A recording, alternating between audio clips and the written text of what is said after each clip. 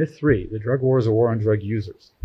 I grew up in this very liberal home where saying something nice about Richard Nixon could get you disowned, but I'm going to anyway. Nixon ran in '68 on a law and order platform, and he won. And he said to his advisors, okay, what do we do about crime? And they said, you're going to have to deal with the nation's heroin epidemic. There was a big epidemic at that time. And so Nixon launched his drug war. 2/3 of the drug war money went to treatment. A third went to deal with overseas traffickers. It was a French connection. And Nixon, in his speech on the drug war, said, we are going, I can't imitate his voice, but we are going to tighten the noose around the necks of drug peddlers and thereby loosen the noose around the necks of drug users. He was actually the first president to treat addiction as an illness. He eliminated mandatory minimums for drug possession. That's why all these people say, oh, Nixon hated marijuana users.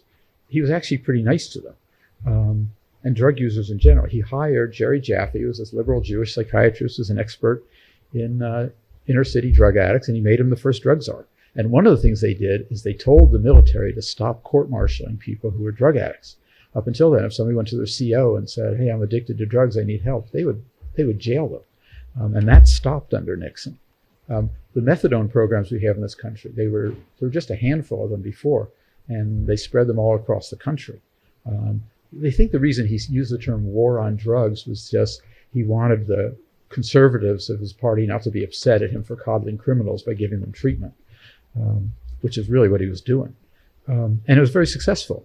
Overdoses and crime decreased in most of America's large cities during Nixon's drug war. Under Reagan, we got rid of most of the treatment, but there's never a war on drug users, and there really isn't today.